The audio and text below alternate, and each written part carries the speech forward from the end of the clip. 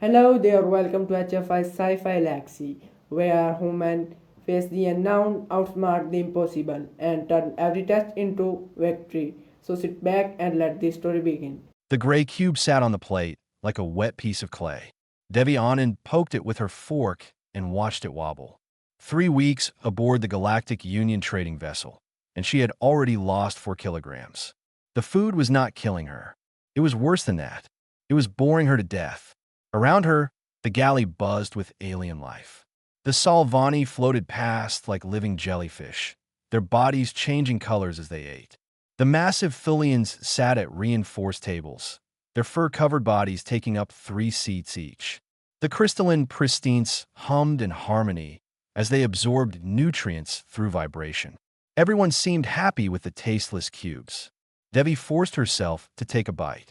It had the texture of nothing and the flavor of sadness. The Galactic Union had perfected food synthesis centuries ago. Their machines could create nutrition that was safe for any species in the known galaxy. The only problem was that safe meant removing anything that might harm anyone. No acid, no alkaloids, no oils, no spice. What remained was technically perfect and emotionally dead. Debbie closed her eyes and remembered her grandmother's kitchen in Chennai. The old woman would roast dried chilies over an open flame until the smoke made everyone cough.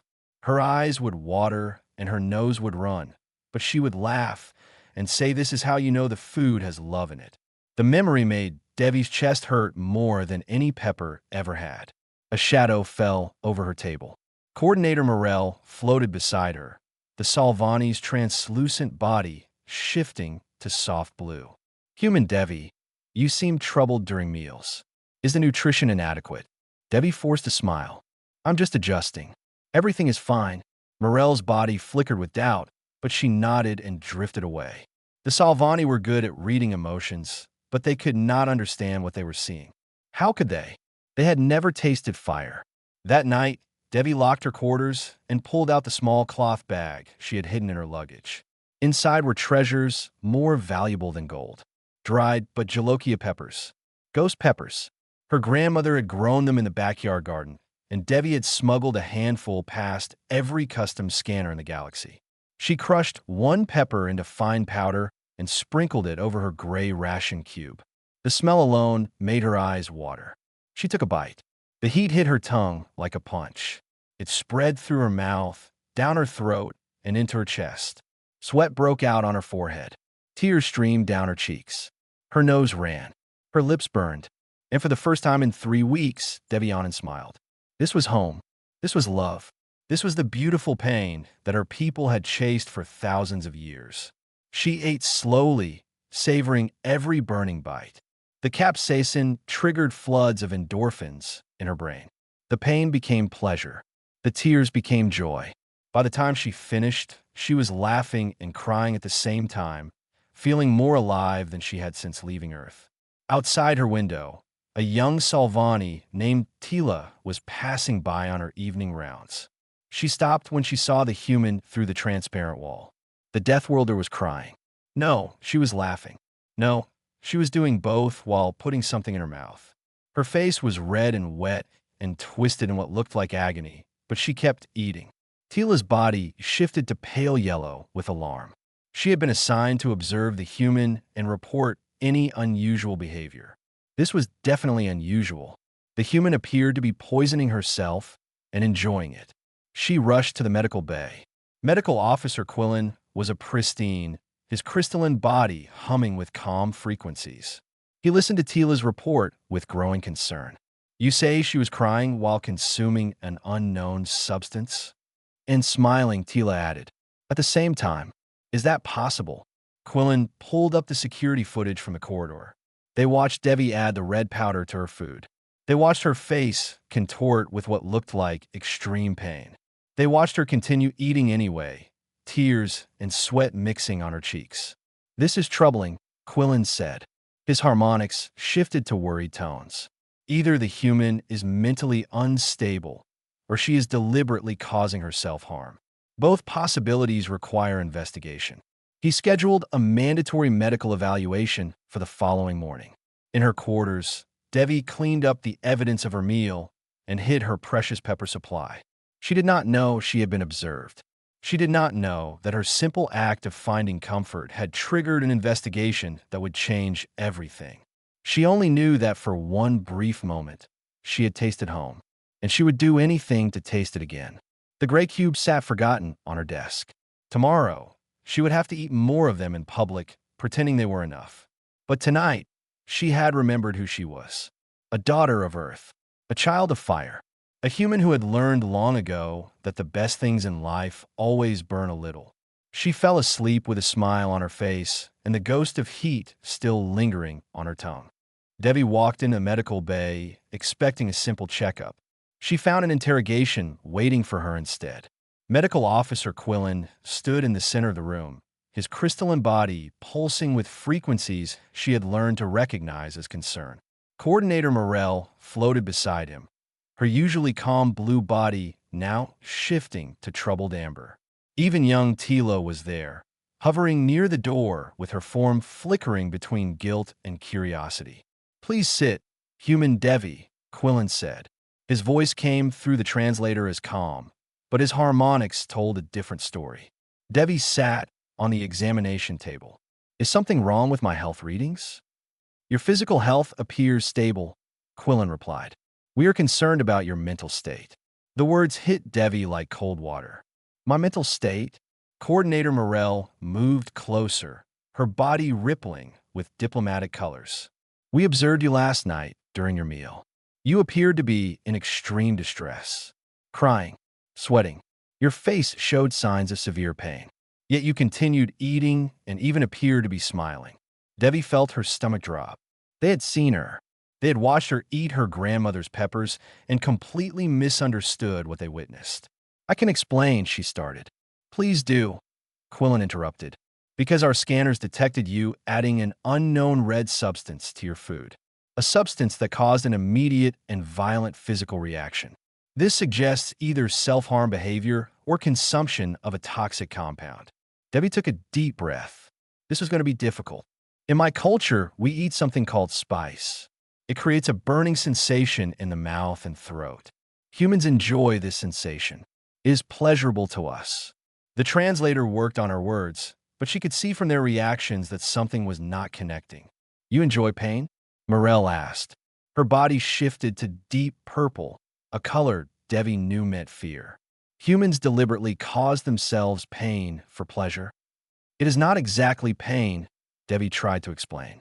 "Well, it is pain, but it also releases chemicals in our brain that make us feel good, happy, relaxed. It is like," she searched for a comparison they might understand, "like floating in warm water. The heat is intense, but it feels wonderful." Quillen's harmonics spiked. "You're describing a chemical dependency, an addiction to self-inflicted damage." "No, that is not what I mean. May I see this substance?" Quillen asked. Devi hesitated. She did not want to give up her peppers, but refusing would only make them more suspicious. She reached into her pocket and pulled out a single dried, but Jalokia, the smallest one she had.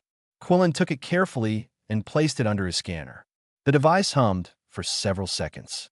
When the results appeared, his entire crystalline body rang with alarm. "This compound," he said slowly, "contains capsaicin at levels that would be lethal to every species in our medical database. Severe damage to tissue, destruction of neural pathways, potential organ failure." He looked at Devi with something like horror. "You put this inside your body willingly?" "Humans are immune to capsaicin damage," Devi explained. "We evolved eating these plants. They cannot truly hurt us. The burning sensation is just our nerves reacting to the chemical. No actual damage occurs." Morel was now almost entirely purple.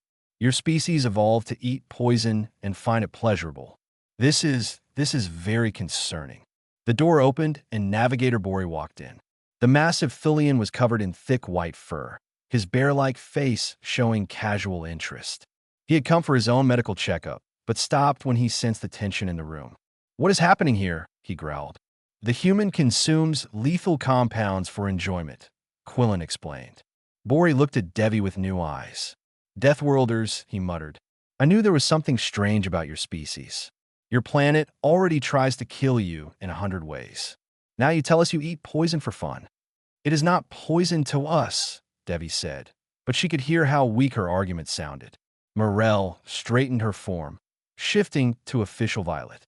Human Devi, for the safety of yourself and this crew, I must confiscate any remaining samples of this substance. Bringing potentially dangerous materials aboard without declaration is a violation of Union shipping protocols. Please, Debbie said. Her voice cracked slightly. Those peppers belong to my grandmother. They are all I have left of her. I am sorry, Morel said. She did sound sorry, but I cannot allow unknown toxic substances on this vessel. Clerk Tila will accompany you to your quarters to collect them. Debbie stood on numb legs. She led Tila back to her room and handed over the small cloth bag without a word. The young Salvani's body flickered with guilt as she took it. I reported what I saw, Tila whispered. I did not mean to cause you trouble. Debbie nodded but said nothing. She watched Tila leave with her grandmother's legacy, the last physical connection to her home, to her family, to who she was. The door closed and Debbie sat on her bed alone. For the first time since boarding this ship, she considered asking for a transfer back to Earth. Maybe humans were not meant to live among the stars. Maybe they were too strange, too different, too dangerous to be understood. She thought about the gray food cubes waiting for her at dinner. The tasteless, joyless future stretching ahead. A life without fire. And for the first time since leaving home, Devi Anand cried tears that had nothing to do with spice. 2 days passed like gray stones sinking in still water. Devi ate her ration cubes in silence and spoke to no one. The crew watched her with nervous eyes, their bodies shifting to uncomfortable colors whenever she walked by. Word had spread about the Deathworlder who ate poison for pleasure. She found herself at the observation deck, staring at stars she did not recognize. The universe was beautiful and cold, just like the food they serve here, just like her life had become. Human Devi? She turned to find Tila floating behind her. The young Salvani's body flickered between blue and pale yellow, mixing sympathy with nervousness. She looked like a guilty child approaching an angry parent. What do you want? Devi asked. Her voice came out harder than she intended. Tila's form shrank slightly. I wanted to say I am sorry. I reported what I saw because I was worried about you. I did not understand what I was seeing. I thought you were hurting yourself. Devi sighed and turned back to the stars. You were not wrong. I was hurting myself. That is exactly what I was doing. The difference is that I wanted to be hurt. Tila moved closer, her curiosity overcoming her fear. That is what I do not understand. Why would anyone want to feel pain? Pain exists to warn us of damage. It tells us to stop doing whatever is causing harm. Why would your species ignore that warning? The question was so innocent, so genuinely confused, that Debbie found herself softening. She gestured for Tila to sit beside her, and the young Salvani settled onto the bench like a cloud coming to rest. On my world, Devi began, everything is trying to kill us. The sun burns our skin. The water drowns us. The ground shakes and breaks open. The air carries diseases. Animals hunt us. Plants poison us. We evolved surrounded by danger. Tila's body shifted to pale green with fascination. She had heard stories about Earth, the infamous death world, but this was different. This was a human explaining it directly. Because of this constant danger, Devi continued, our bodies develop special chemicals called endorphins. When we experience pain and survive it, our brain rewards us with these chemicals. They make us feel happy, relaxed, even euphoric. It was an evolutionary trick to keep us going despite the suffering. So your body rewards you for being hurt. Not exactly. It rewards us for surviving being hurt. And over thousands of years, we learn to trigger this reward on purpose. We run until our legs burn. We exercise until our muscles scream. We eat plants that make our mouths feel like fire. And our brains reward us with happiness. Tila processed this for a moment. Her body rippled through several colors as she thought. So when you eat the burning compound, your body thinks you are surviving danger, and it gives you pleasure chemicals? Exactly. Debbie smiled for the first time in days. That is exactly it. But there is no real danger. The compound cannot hurt you. Correct. But our nerves do not know that. They feel the burn and send alarm signals. Our brain responds with endorphins, and we feel wonderful. Devi paused. It is like tricking yourself into joy. Tila's form shifted to a color Devi had never seen before. Something between purple and gold, shimmering with new understanding.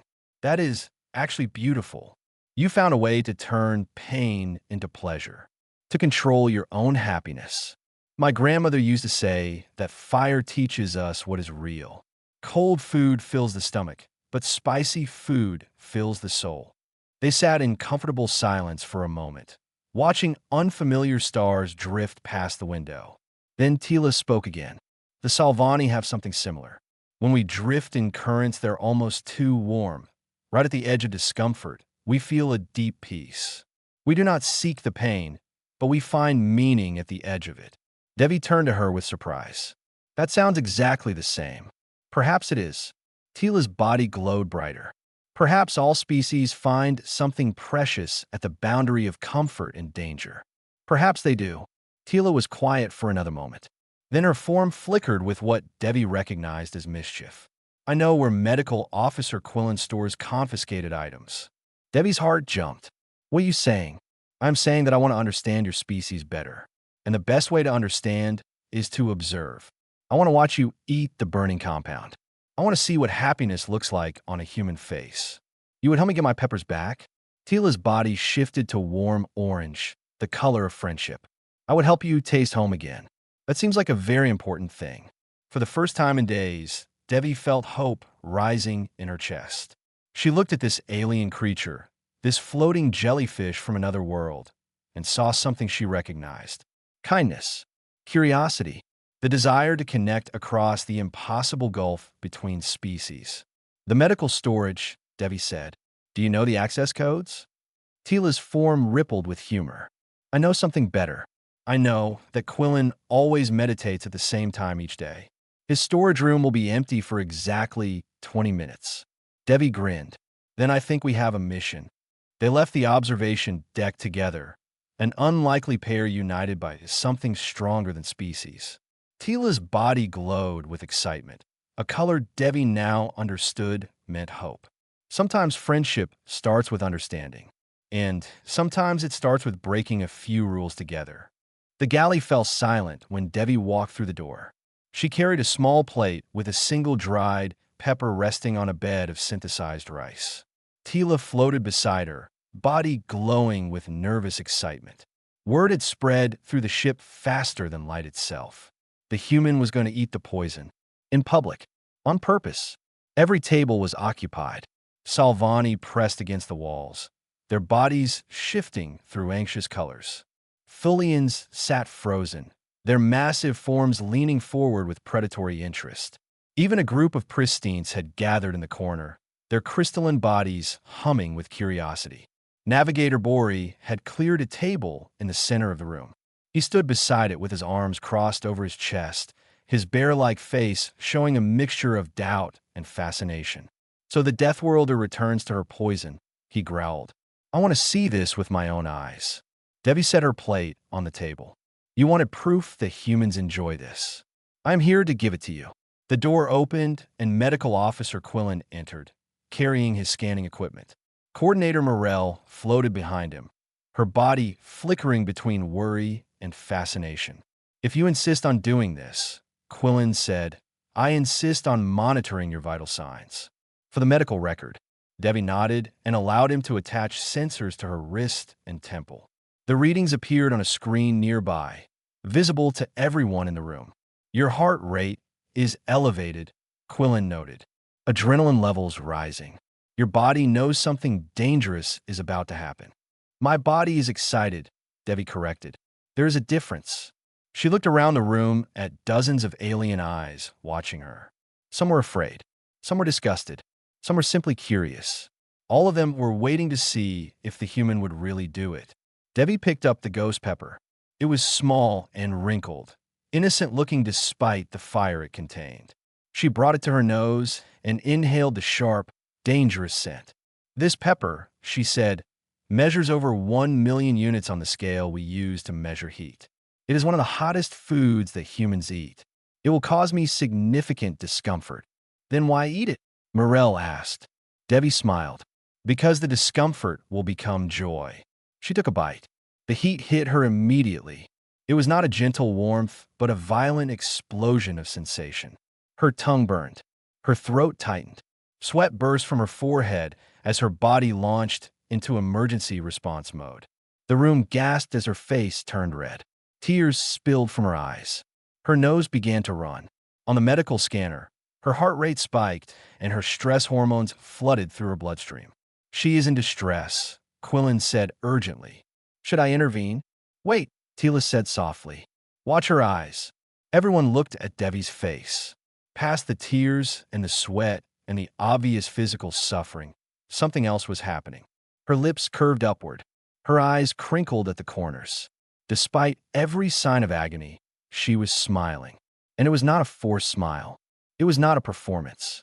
It was genuine joy spreading across her features like sunrise. Look at the scanner, someone whispered. Quillen's harmonics shifted to confusion. Her dopamine levels are rising. Endorphin production is extraordinary. Her brain is flooded with pleasure chemicals. She is experiencing intense happiness. Debbie took another bite. More tears, more sweat, more burning, and more joy. Ow! Bori demanded. How can you smile when your body is screaming? Debbie swallowed before answering, her voice slightly rough from the heat. Because the screaming is the point. The struggle creates the joy. When I fight through the fire, my brain rewards me for surviving. The pain and the pleasure are not separate things. They're the same thing. She finished the pepper and sat back, her face still wet with tears, still flushed with heat. The medical scanner showed her vital signs slowly returning to normal while her happiness chemicals remained elevated.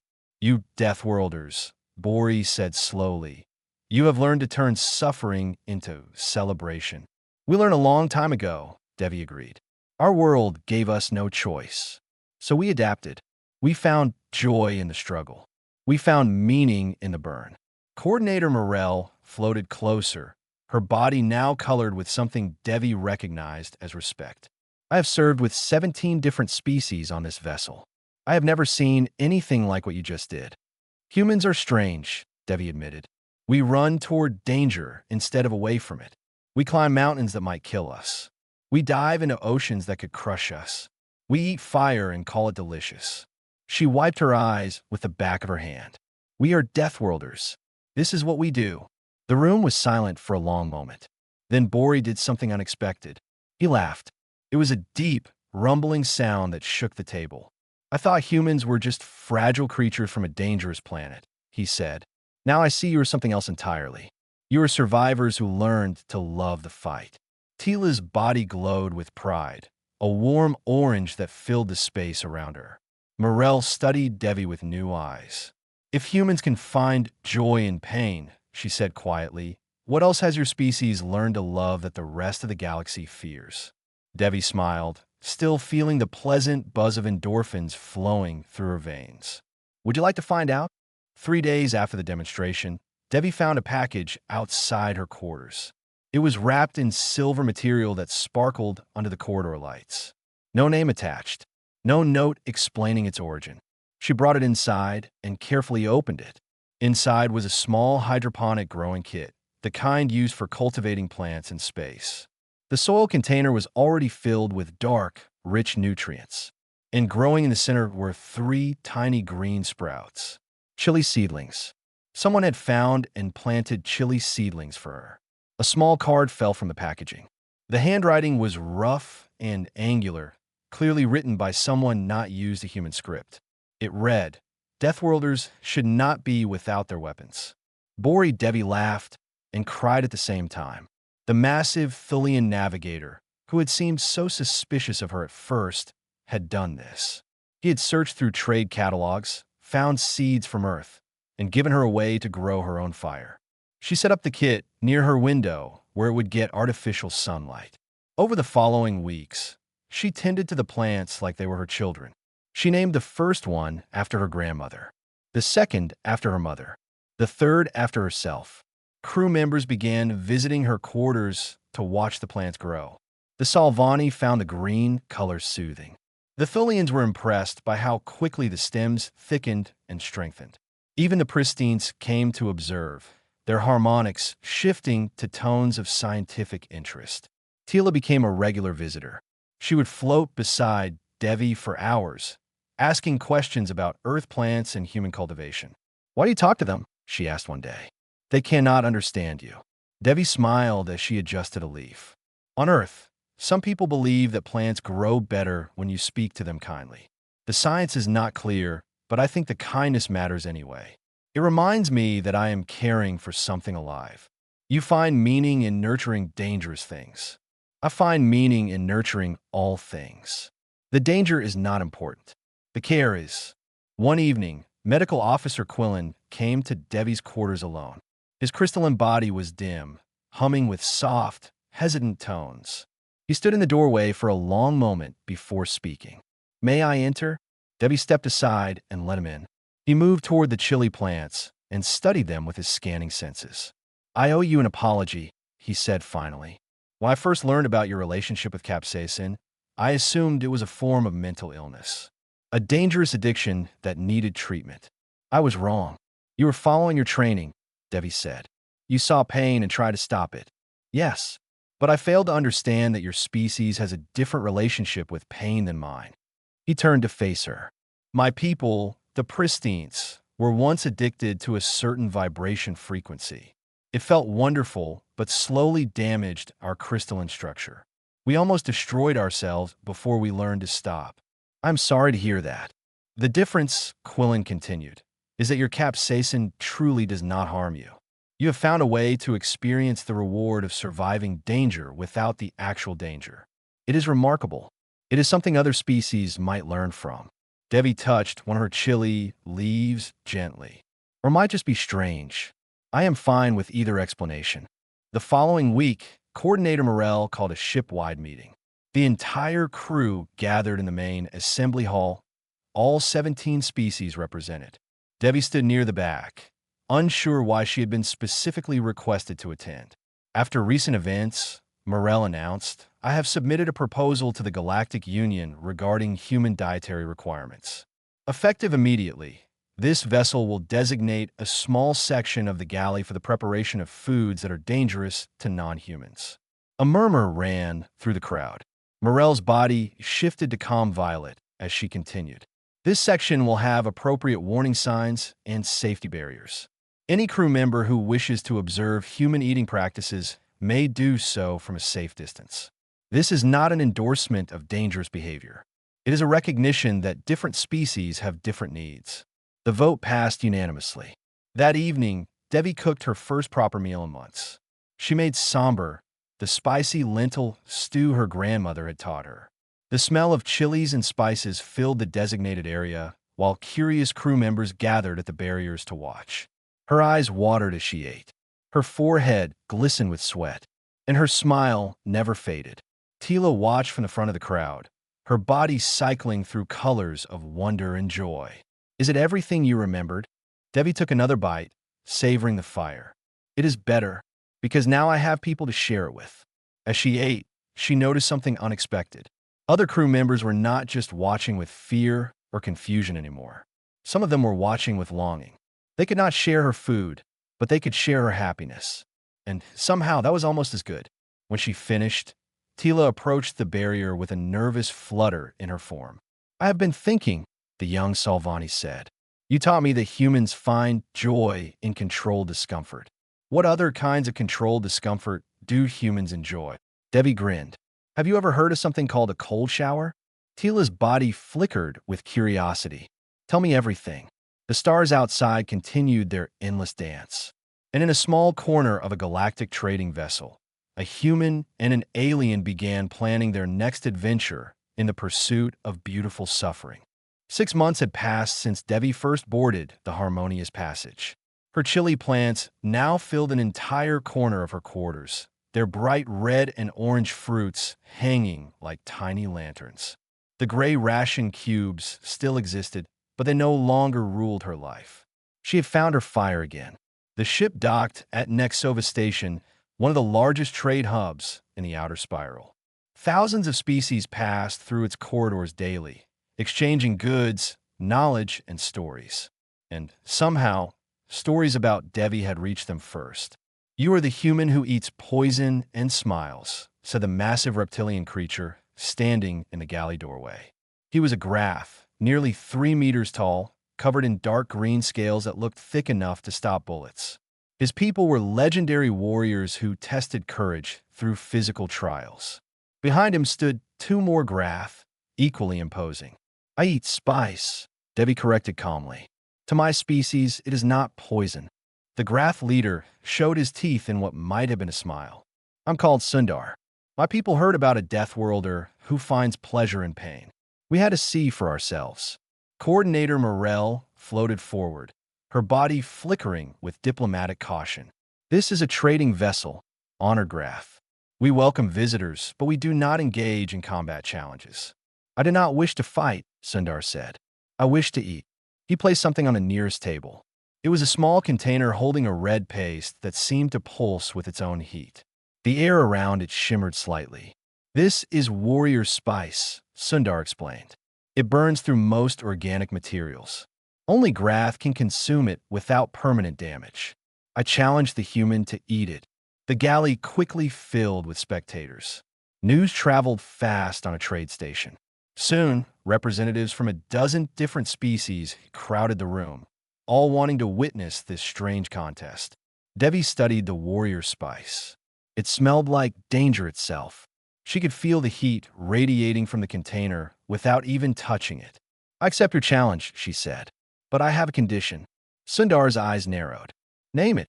After I eat yours, you must try mine." She produced a small container of her own.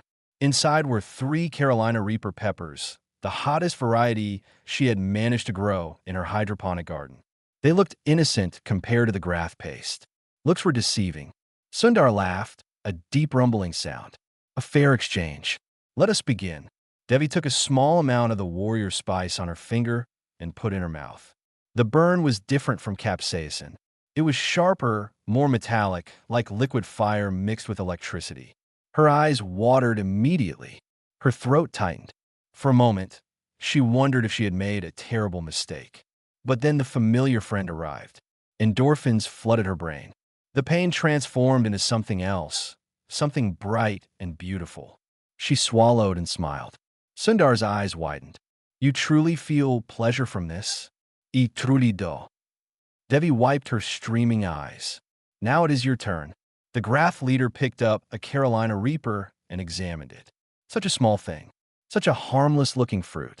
He placed the entire pepper in his mouth and chewed. The effect was immediate and dramatic. Sundar's scales flushed from green to bright orange.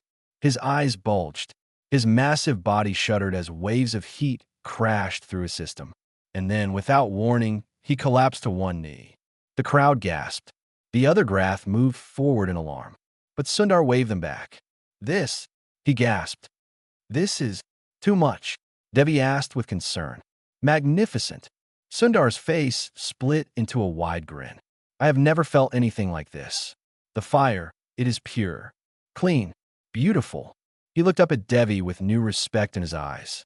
"Your species grows this willingly? We have been growing it for thousands of years." Sundar rose slowly to his feet. His scales were still bright orange, and sweat dripped from his brow, but his expression was one of pure joy.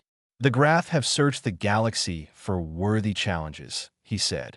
"We have fought wars and climbed impossible mountains and swam through oceans of acid.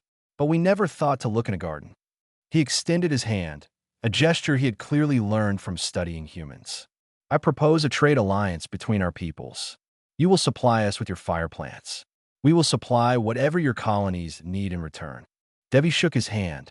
Her small fingers disappeared in his massive grip. "I think we can make that work." The galley erupted in surprise chatter.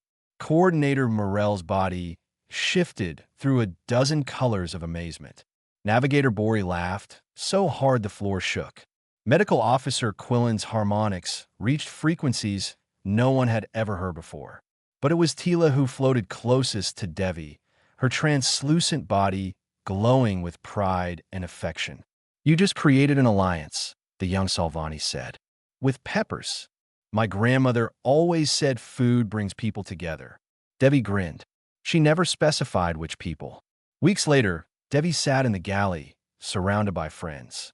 Tila had learned to tolerate the mildest peppers, her body turning pink with the effort. Bori claimed he only watched others suffer, but he kept coming back for samples. Quillen recorded everything, his harmonics, now curious instead of alarmed. Even Sundar sent regular messages asking about new varieties. Devi looked at her bowl of spicy food and thought about her journey. Humans had always been called Deathworlders, dangerous and unpredictable creatures from a planet that tried to kill them. The galaxy had been right to be cautious, but they had misunderstood what made humans truly dangerous. It was not their strength or their weapons or their stubborn refusal to die. It was their ability to take the worst things life threw at them and find joy inside the pain, to turn suffering into celebration, to build bridges out of fire. Devi took a bite of her pepper-spiced meal. Tears ran down her face. Her mouth burned with familiar warmth, and she smiled, as humans have been smiling for thousands of years. The galaxy was vast and strange and full of wonders, but nothing in it was stranger than the creatures who had learned to love the burn. And that, Devi knew, was exactly as it should be.